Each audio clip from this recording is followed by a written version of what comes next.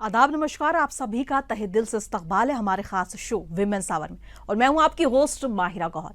आज हमारे women's our की खास मेहमान एक ऐसी शख्सियत है जिन्होंने अपने इल्म, काबिलियत और खिदमत के जज्बे से कानून, अदब और समाजी खिदमत तीनों मैदानों में खास मुकाम हासिल किया।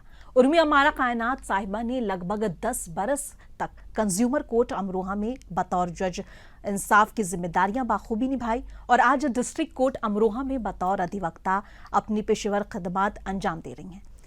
और साथ ही वे लोकल कंप्लेंट कमेटी की पूर्व चेयरपर्सन भी रह चुकी हैं और ख़ास तौर पर ख्वातीन के हुकूक, इंसाफ और समाजी बेहतरी से जुड़े मसाइल पर लगातार अपनी आवाज़ बुलंद करती रही हैं। कानून के साथ साथ अदब से भी उनका गहरा रिश्ता रहा है।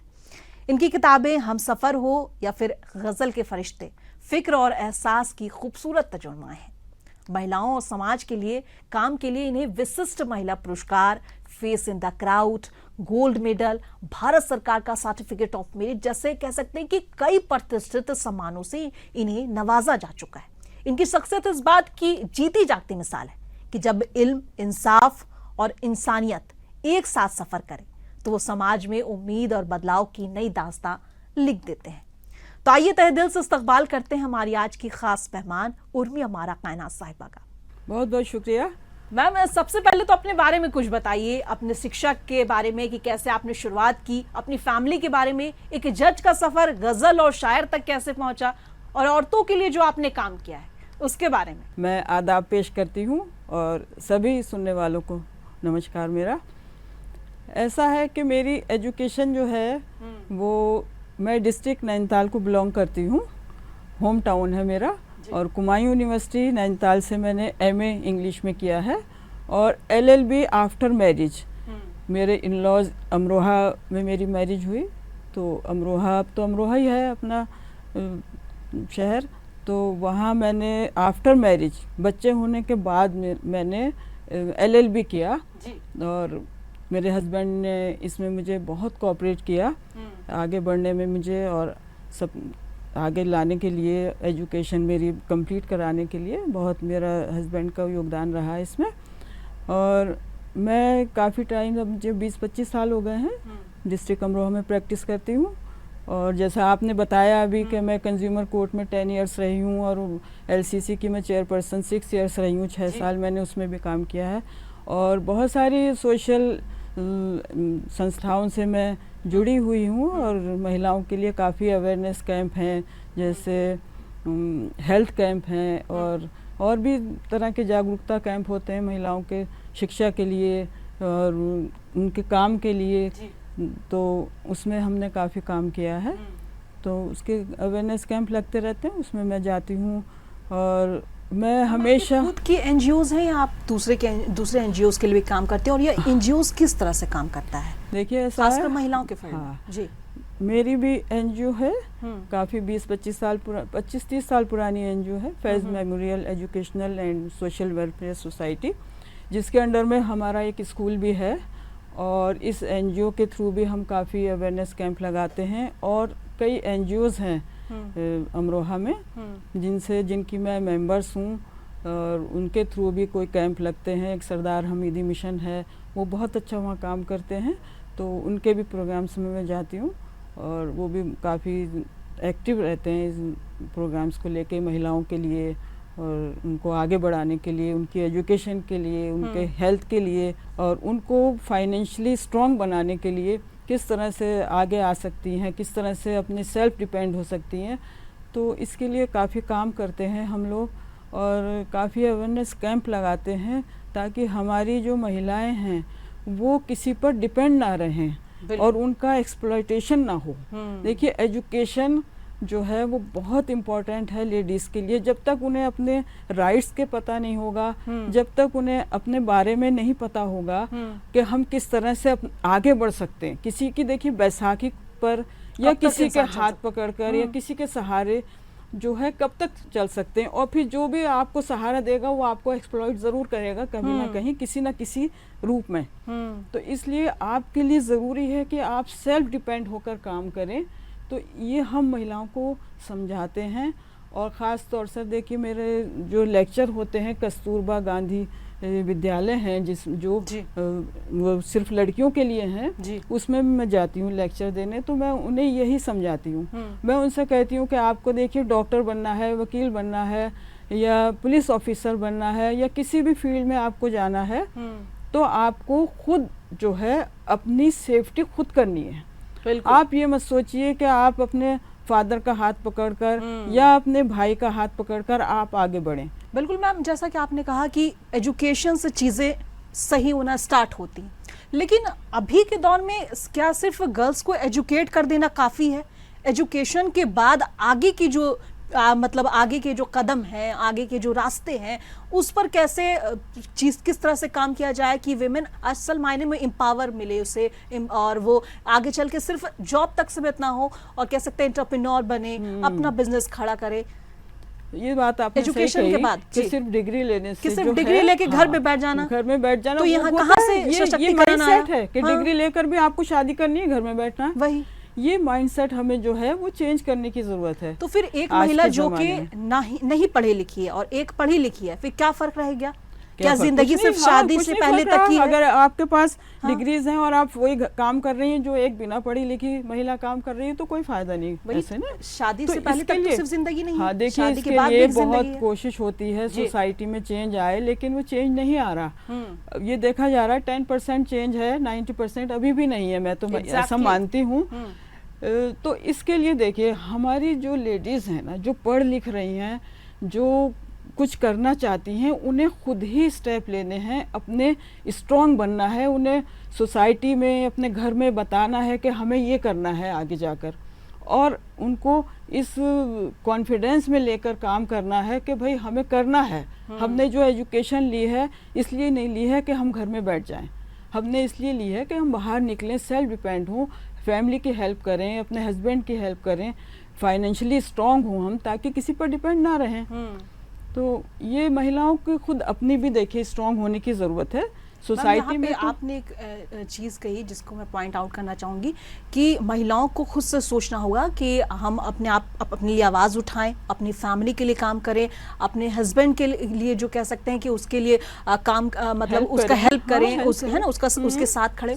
लेकिन कई बार अगर हमारे मुस्लिम सोसाइटी में देखा जाए तो शादी के बाद जॉब के लिए अलाउ नहीं किया जाता। कई बार ऐसी चीज़ें कही जाती कि नहीं, शादी के बाद जॉब नहीं करना, आपने शादी से पहले 90% या कह सकते हैं 95% ऐसे केस हैं जिनमें साफ मना कर दिया जाता है कि शादी के बाद जॉब नहीं है। तो ऐसे में फिर महिलाएं क्या करें? सही बात है आपकी। देखिए अब ये जो है इसको थोड़ा सा माइंडसेट चेंज होना चाहिए सोसाइटी में। इन लॉज को भी समझना चाहिए कि जब हम एक पढ़ी लिखी महिला, देखिए उनकी डिमांड तो ये रहती है कि पढ़ी लिखी हो खूब, ये और ये चीज चाहते हैं कि वर्क ना करें, बहू पढ़ी लिखी चाहिए लेकिन घर में रहने के लिए। बताइए तो आप क्यों पढ़ी लिखी कर रहे हैं जब घर में बिठाना है?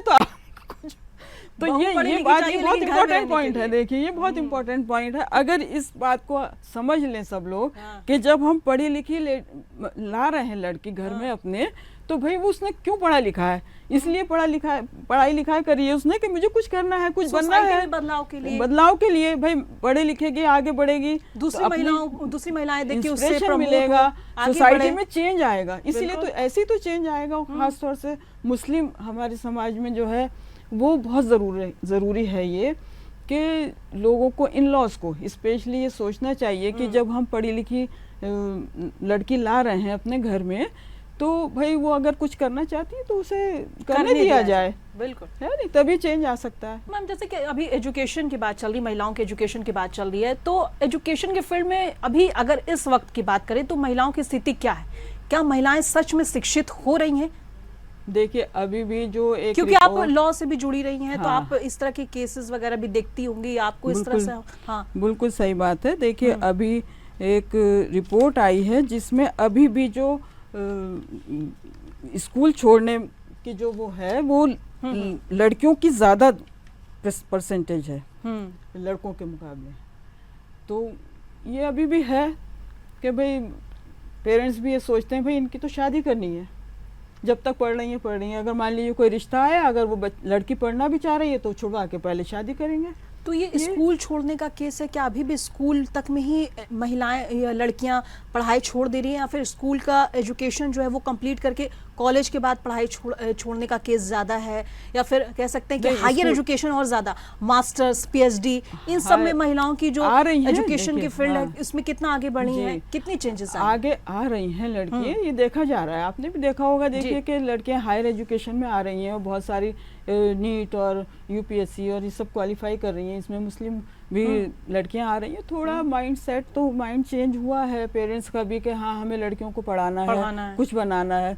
क्योंकि देखिए आजकल ये देखा जा रहा है कि मैरिड लाइफ भी जो है बहुत ज़्यादा इजी नहीं रही। फाइनेंशियली भी देखा जाए, एक सोशल भी वो, और कितने केसेस हो जाते हैं ये हो रहा है। तो इसलिए लड़कियों को पेरेंट्स भी सोचते हैं कि अच्छा हमारी लड़की सेल्फ डिपेंड हो जाए, तो आगे अगर कोई ऐसा चैलेंज सामने आए तो वो उसको फेस कर सके। तो ये बहुत ज़रूरी हो गया कि लड़कियां जो हैं हायर एजुकेशन ऐसी लें ताकि अच्छे अच्छे पोस्ट पर जाएं, अच्छी कंपटीशन क्वालिफाई करें। तो ये बहुत ज़रूरी है। तो इसमें जो है एजुकेशन के फील्ड में अभी उतना नहीं है, लेकिन फिर भी आ रहे हैं, जागरूकता अवेयरनेस आ रही है थोड़ी थोड़ी लोगों में। तो वो और आए तो और अच्छा है। और हमारी जो है लेडीज़ लड़कियां पढ़ें, खूब अच्छी आगे बढ़ें, एंटरप्रेन्योर बने। देखिए ये नहीं सोचते अभी, यही है कि भाई डिग्री ले ली, जॉब करना है, जॉब करना, जॉब नहीं मिला खाली बैठे। लेकिन अभी भी एंटरप्रेन्योर उधर नहीं जाते कि भाई हम कोई बिजनेस स्टार्ट करें, छोटा करें, फिर उसको बड़ा बनाएं। इस तरह से अगर सोचें, जैसे लड़कों के लिए तो कंपलसरी है कि कुछ करना ही है। यही माइंड अगर लड़कियों का भी हो जाए, महिलाओं के लिए बहुत जरूरी है। ये अगर सच में अगर सोसाइटी विमेन एम्पावरमेंट चाहता है, हाँ बिल्कुल ज़रूरी है, बिल्कुल यही बात होनी चाहिए। तभी हमारी जो है महिलाएं, लेडीज़, बच्चियां हमारी आगे बढ़कर कुछ ना कुछ कर सकती हैं। मैम मुझे ऐसा लगता है कि ज़्यादातर अगर महिलाओं को आगे बढ़ने में अगर कोई बाधा है तो वो महिला सुरक्षा है। फैमिली भी यही सोचती है, आगे जो आपके इन लॉज हैं वो भी सोचते हैं कि घर में रहे, सुरक्षित रहे, अच्छे से रहे। तो महिला सुरक्षा जो है एक बहुत बड़ा कारण है कि कहीं ना कहीं महिलाएं पीछे रह जाती हैं। तो महिला सुरक्षा के लिए किस तरह के कानून हैं? क्या सारे कानून असल में महिलाओं के हक दिलाने के लिए कितने प्रभावी होते हैं और क्या हक दिला पाते हैं? अभी मैं आपको अगर यहाँ पे जिक्र कर रही हूँ तो एक केस बताती हूँ, हाल ही का केस है। छोटे राज्य, मतलब कह सकते हैं कि वैसे राज्य जो बहुत ज्यादा विकसित नहीं है, अगर बात बिहार की जाए, यहाँ के अभी हाल फिलहाल का एक केस है कि एक महिला के साथ रेप होता है, लेकिन उसे न्याय दिलाने के लिए जब वो खुद जाती है, अपने से पुलिस जाती है, तो पुलिस उसका लंबे समय तक रिपोर्ट ही नहीं लिखती। ऐसे कई केस हैं। तो ये यहाँ पे जब सुरक्षा की बात आती है तो अभी के टाइम पे कानून कितना सशक्त है कि महिलाओं को इंसाफ दिला सके? कई बड़े केस भी हैं। एसिड अटैक का जो केस है, इसमें लंबे समय तक ट्रायल होने के बाद आखिर में इनको रिहा कर दिया जाता है। हमने बड़े बड़े केस देखे हैं, गुजरात का चाहे केस हो या फिर अभी एसिड अटैक विक्टिम, उनका एक केस काफी ज्यादा प्रचलित हुआ था, उसके बारे में हो।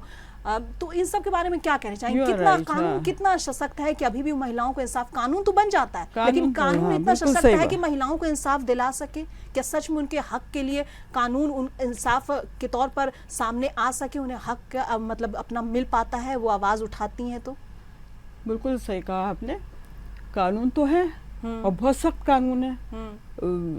लाइफ इम्प्रिजनमेंट भी है और मौत की सज़ा भी है रेप। लेकिन इम्प्लीमेंट किस तरह से हो रहा है ये बहुत ज़रूरी है। इम्प्लीमेंटेशन कानून का बहुत ज़रूरी है। कानून तो बने, देखिए घरेलू हिंसा का कानून है, रेप का है, हर तरह के बहुत तरह के ऐसे कानून हैं कि जो महिलाओं को सुरक्षा प्रदान करते हैं जी कानूनी तौर पर। लेकिन उनका इम्प्लीमेंटेशन कैसे हो रहा है, उनको कैसे वो करें, उसको कानून के बारे में जाने। एक तो सबसे पहले कानून के बारे में जानना लेडीज़ के लिए बहुत ज़रूरी है, महिलाओं के लिए वो जानना चाहिए उन्हें कि हमारी सेफ्टी के लिए क्या क्या कौन से कानून हैं। और हम देखिए महिला सुरक्षा एक बहुत इम्पोर्टेंट आज के ज़माने में भी हम देख रहे हैं कि हमारी लेडीज़ इतनी बढ़ रही हैं, आगे बढ़ रही हैं, जॉब भी लेकिन सुरक्षा की जहाँ बात आती है, हर लेडी के मन में कुछ ना कुछ, कहीं ना कहीं जब भी वो घर से कदम बाहर निकालती है तो डर रहता है। और अगर देखिए मैंने ये देखा है घरों में कि जब तक घर तो माँ की जो है घड़ी पर निगाह रहती है। एग्जैक्टली कि भाई अगर 1 मिनट भी ज्यादा हो गया, अरे लड़की नहीं आई, बेचैनी होने लगती, टहलने लगती हैं मदर के भाई।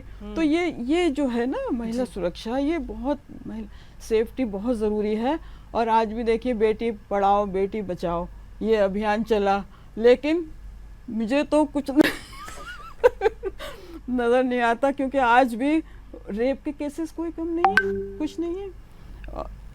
एक रिपोर्ट में है कि 86 जो है पर डे रेप के केसेस दर्ज होते हैं, 86 पर डे रेशियो ये है।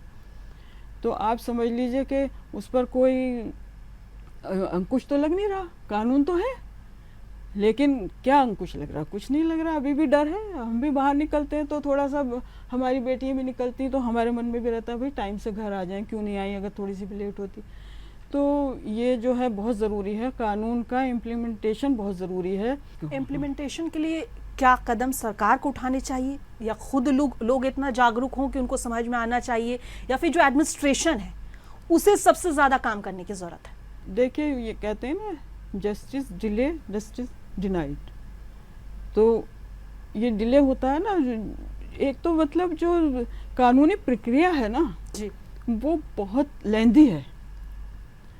वो लेंदी इसलिए है कि भाई पुलिस भी रिपोर्ट करती है और पुलिस एविडेंस चाहिए और पुलिस एविडेंस कलेक्ट कर रही है, बहुत दिन तक तो चार्जशीट ही नहीं आती है, उसमें डिले होता है।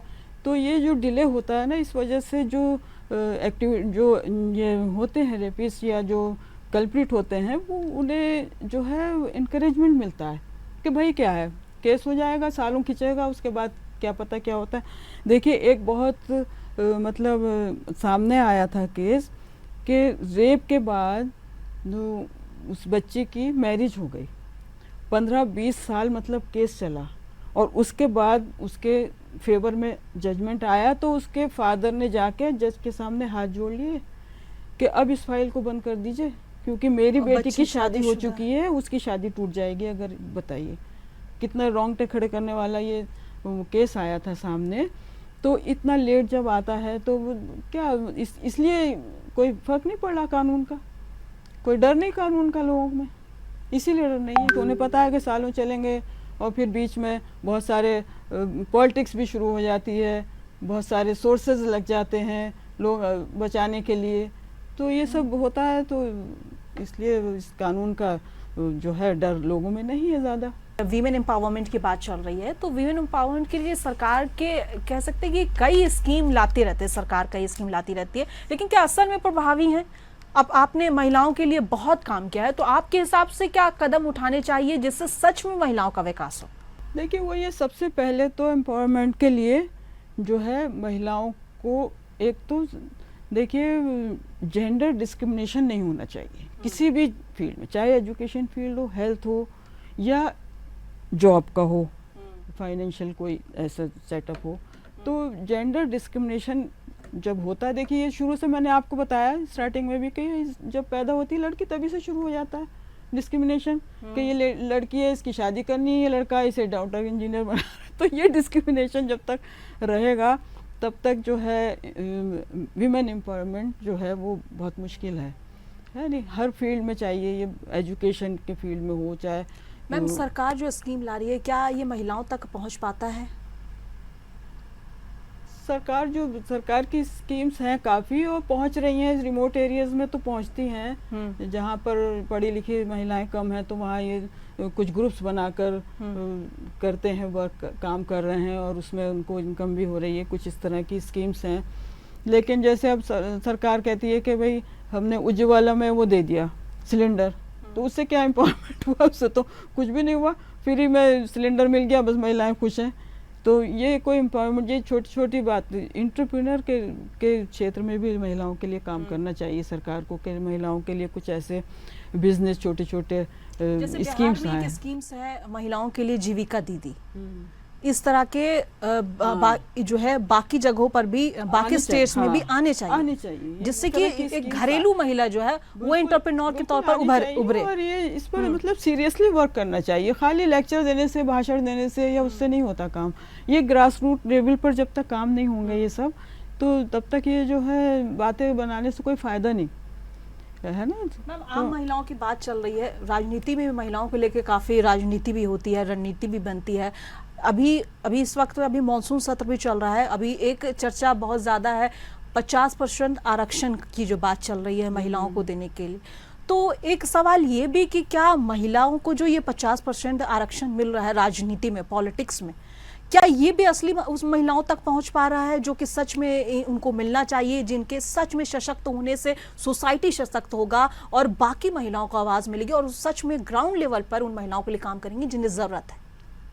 सही बात है। देखिए, आधी आबादी है कहलाती है और 50% वोटर भी हैं हम लोग, लेकिन राजनीतिक में कितना है हमारा 7 या 8% ओनली, इतना हमारा रिप्रेजेंटेशन है और इससे ज़्यादा तो है नहीं। मुझे लगता कोई भी पार्टी जो है, जो भी हम देखते हैं कि लेडीज़ आई भी हैं तो वो उनकी हैं जो नेता हैं, उन्होंने अपनी वाइफ को या अपनी बहन को अपनी फैमिली से ही किसी को बना दिया तो वो आ गई। तो अच्छा, ये हाँ, एग्जैक्टली पार्टी जो है अभी बीजेपी पार्टी जो है काफ़ी ज़्यादा महिलाओं के सशक्तिकरण को लेकर उन्होंने 50% आरक्षण की बात कही, जिस पे काफ़ी बवाल भी हुआ। लेकिन अगर हम खुद देख ले, बीजेपी जो कि इस वक्त सबसे बड़ी पार्टी है देश की, लेकिन खुद बीजेपी की अगर महिला मुख्यमंत्री के तौर पर देखे जाएं, आपके 28 से जो आपके लगभग 25 से ज़्यादा स्टेट में आपका शासन है, और अगर जब महिला मुख्यमंत्री की बात आती है तो दिल्ली के अलावा कहीं नजर ही नहीं जाता, कहीं नहीं। और देखिए कहाँ बड़े जितने भी पोर्टफोलियो हैं आप देखिए कैबिनेट मिनिस्ट्री में, उसमें देखिए कहाँ है, कहाँ है भागीदारी कितनी कम है, कहाँ शोर मचा रहे हैं कि इतना % आरक्षण होना चाहिए, रिजर्वेशन मिलना चाहिए और वीमेन एम्पावरमेंट और ये सब बातें, लेकिन खुद पार्टी लेवल पर ही कुछ नहीं हो रहा है। देखने की बात यह है। और देखिए पॉलिटिकल पार्टीज कोई भी हो, बीजेपी या कोई भी, मैंने किसी भी पार्टी में नहीं देखा कि महिलाओं के जो है पॉलिटिक्स में कुछ उनको आगे लाने की कोशिश की जाए, किसी भी पार्टी में नहीं है। और पार्टीज़ में भी, बीजेपी की बात ना करके और पार्टीज़ में भी हम देखते हैं कि किसी पार्टी में खुद महिलाएं, हाँ, अगर इतनी सशक्त हैं कि वो खुद आ जाएं, खुद, वो बहुत कम, ओनली 1% आपको कहीं दिखाई देगी ऐसी जो खुद अपने चल के आगे बढ़कर उसने पॉलिटिक्स में कुछ गेन किया हो, वरना पार्टी लेवल पर तो कोई नहीं देता। कई जगहों पर तो ऐसा भी देखने को मिलता है कि महिलाओं को सिर्फ इसलिए इलेक्शन में उठाया जाता है, या फिर छोटे स्तर पर मैं बता रही हूँ, जैसे कि जब छोटे छोटे चुनाव होते हैं जो कि डिस्ट्रिक्ट लेवल पे होते हैं, जैसे चेयरमैन के चुनाव या फिर और भी छोटे छोटे जो चुनाव होते हैं वार्ड काउंसलर्स वगैरह के, तो उसमें महिलाओं को कई बार इसलिए भी भागी दी जा रही क्योंकि ऑलरेडी गवर्नमेंट की तरफ से वो होता है कि आरक्षित है महिलाओं के लिए, इसलिए मेल अब अपनी घर की महिलाओं को आगे करते हैं क्योंकि वो नहीं जा सकते इसलिए आगे। लेकिन उनके रहते हुए भी सारा राजनीति रणनीति कौन कर रहे हैं? Male member. अभी मैं चाहूं कि मैं आ जाऊं तो नहीं आने देंगे लोग, नहीं बढ़ सकती आगे, क्योंकि वो नेता लोग खड़े हैं, वो अपनी किसी को खड़ा कर देंगे, पब्लिक वो सोचेगी भाई ये तो इनकी वाइफ है, इसे वोट देना। ये मतलब एक है ट्रेंड चला हुआ कि जो मतलब नेता लोग हैं वही अपने घर की महिलाओं को, अगर रिजर्वेशन है इसमें तो भी एक लेयर है, जब महिलाओं को आरक्षण मिल भी रहा है तो इसमें नेताओं के घर की जो महिलाएं हैं उनका लेयर पहले ऊपर आ रहा है, और जो महिलाएं असल में ग्राउंड लेवल पे काम करना चाहिए, जिनको आगे लाने की जरूरत है, बिल्कुल सही बात, उनको तो हक हुकूक मिल नहीं रहा है। ये मुझे तो बड़ी इससे कोफ्त होती है। मैं चाहती हूँ कि मैं पॉलिटिक्स में आऊँ, लेकिन मैं देखती हूँ अरे ये तो करोड़पति नेता की वाइफ आ रही है, भाई तो हम काम कर सकते हैं इसका। तो ये मतलब एक फैक्ट है इसमें कि अगर विमेन रिजर्वेशन हो भी जाए तो उसमें नेता खुद ना होके अपनी वाइफ या अपने किसी को ले आएंगे तो रिजर्वेशन कहाँ रहा। तो मैम चलिए, ये तो महिलाओं के सशक्तिकरण को लेकर काफी बातचीत हुई, आपने अपने सारे जो उसको साझा किए, सारे जो आपके ये रहे हैं, लेकिन आपका एक साहित्य से भी जुड़ा हुआ रिश्ता रहा है, तो अगर आप साहित्य से जुड़े अपने, अगर एक जाते जाते हमें एक गज़ल सुना जाए, एक अपनी शायरी अपनी सुना जाए तो काफ़ी अच्छा होगा। देखिए मेरा जो है शायरी में मेरे शौक़ है, सिर्फ कोई ऐसा वो नहीं है कि बहुत ज़्यादा मैं लिटरेरी वो हूँ। इंग्लिश लिटरेचर से मैंने जो है MA किया था और तभी से मैं थोड़ी पोएम वगैरह भी लिखती थी, और अब मैं शायरी थोड़ी बहुत लिखती हूँ, कोई ऐसा बहुत ख़ास नहीं है। 2 बुक भी मेरी छप चुकी हैं और मैं कायनात नाम से जो है मेरा तखल्लुस है, जिसके नाम से मैं करती हूँ शायरी।